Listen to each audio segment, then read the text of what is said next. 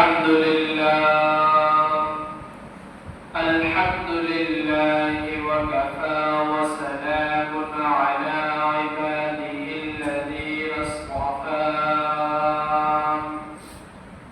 أما بعد فقد قال الله تعالى في كلامه المجيد والفرقان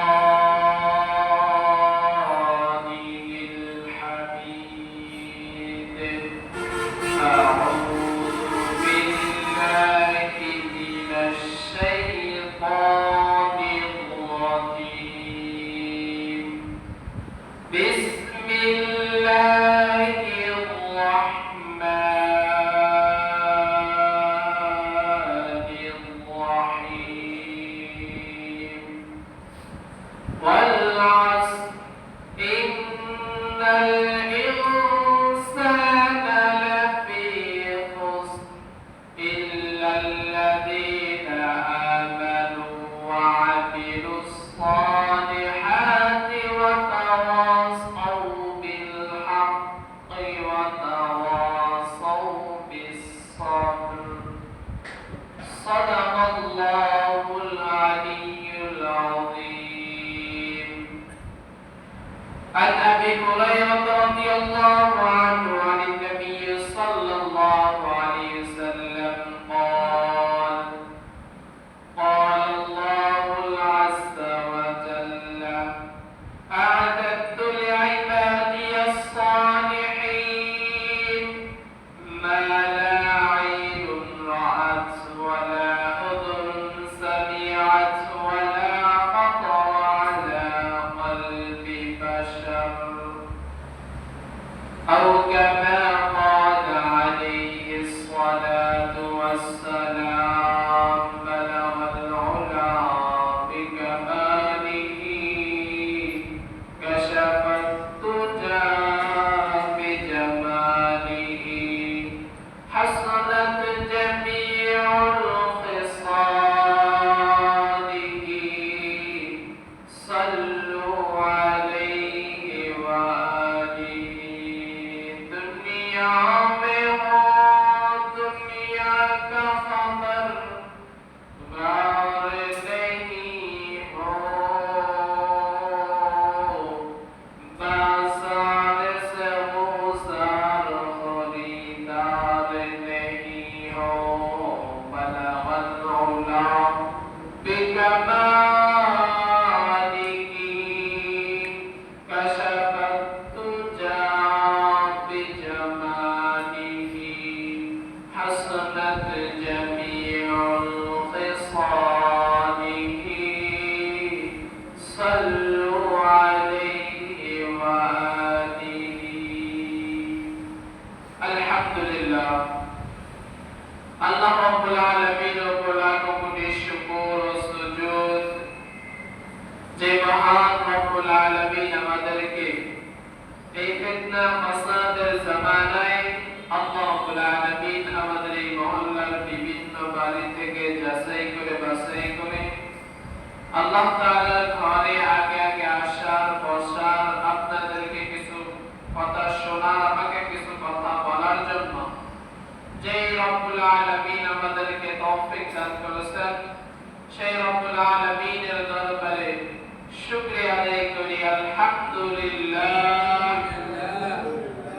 লক্ষ কোটি দরুদ ও সালাম সরকার আলম সাইয়্যিদুল মুরসালিন শাফিঈ মাহশর আগে আফদাল তাজদার মদিনা মুহাম্মদ মুস্তাফা মুহাম্মদ মুজতবা যে নবীকে আল্লাহ রাব্বুল আলামিন সৃষ্টি না করলে আসমান জমিন জান্নাত জাহান্নাম দুনিয়ার কিছুই আল্লাহ রাব্বুল আলামিন সৃষ্টি করতেন না সে মহান মনুষ্যের উপরে ছোট্ট করে দর্শন করে সাল্লাল্লাহু আলাইহি ওয়াসাল্লাম রাসূলুল্লাহ সাল্লাল্লাহু আলাইহি ওয়াসাল্লামের বর্ণিত হাদিসে মুবারাকা থেকে একখানা হাদিস তেলাওয়াত করিয়াছি আল্লাহ চাহে তো এই হাদিসের উপরে অল্প পরিসরে আলোচনা করব বা তাওফীক ইল্লা বিল্লাহ সম্মানিত হাজির কোরআনে কারীমের ভিতরে যে সূরা আছে সবচাইতে ছোট হলো সূরাতুল কাউসার এরপরে সবচেয়ে যে ছোট সূরা এর উপরে যে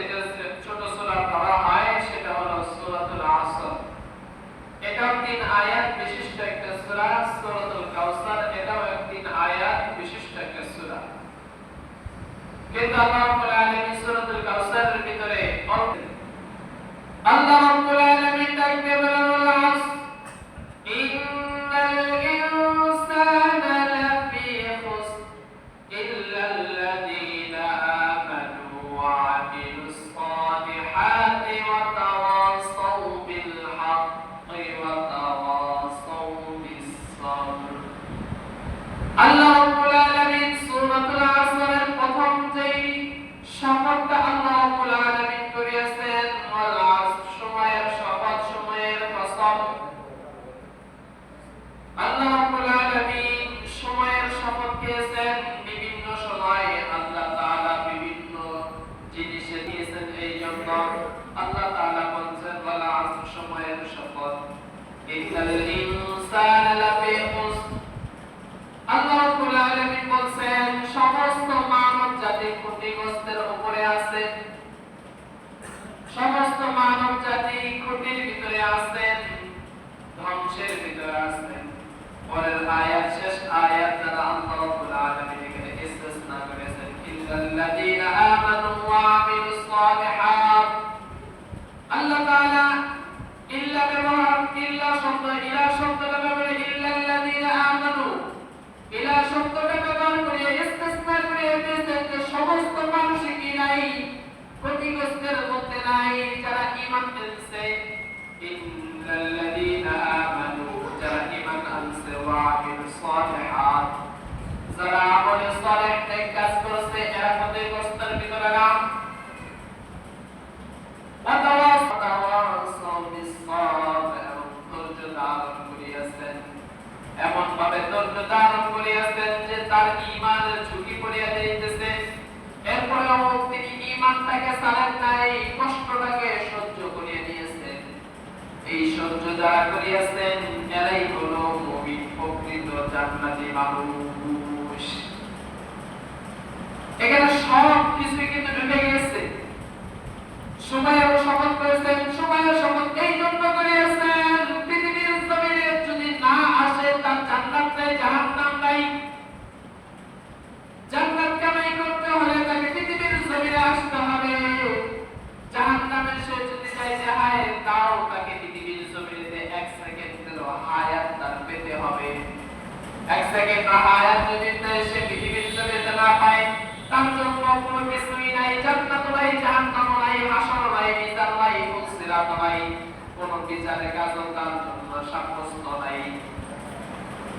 আর যে পৃথিবীর জমিনে 1 সেকেন্ড 1 মিনিট হায়াত পাইছেন, আল্লাহ রাব্বুল আলামিন তার জন্য শরীয়তের নামকরণের ব্যবস্থা করিয়াছেন, তার জন্য 5 কাপড় 3 কাপড়ের ব্যবস্থা করিয়াছেন, তাকে আল্লাহ রাব্বুল আলামিন হাসর নাসরের ব্যবস্থা করিয়া দিয়েছেন। তাহলে হিসাব নিকাশ হবে, ভালো হতে পারে না ভালো, তার কি হিসাব আছে? তার তো কোনো হিসাব নাই। এই জন্য আল্লাহ রাব্বুল আলামিন এই ছোট ছোট নাবালেগদেরকে আল্লাহ তাআলা আরবের রূহ এর জগতের ভিতরে রাখা দেন।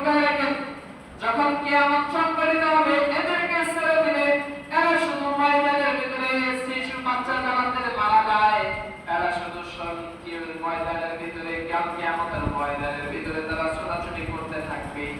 আর তাদের বাবা মা, তাদের দাদা দাদি, নানা দাদিকে খুঁজতে থাকবে, যাদের মাধ্যম হইয়া পৃথিবীর জমিনে আসছিল। কারণ আল্লাহ রাব্বুল আলামিন সৃষ্টি করে দিয়েছেন, বাবা মা ছাড়া পৃথিবীর সন্তানের মুখ দেখতে পারে না। তবে আল্লাহ রাব্বুল আলামিন ঈসা আলাইহিস সালামকে আল্লাহ রাব্বুল আলামিন একটা কুদরত দেখাইছেন। ঈসা আলাইহিস সালামকে বাপ ছাড়া পৃথিবীর জমিনে আনছেন, এটা আল্লাহ তাআলা কুদরতি জাহির করিয়াছেন।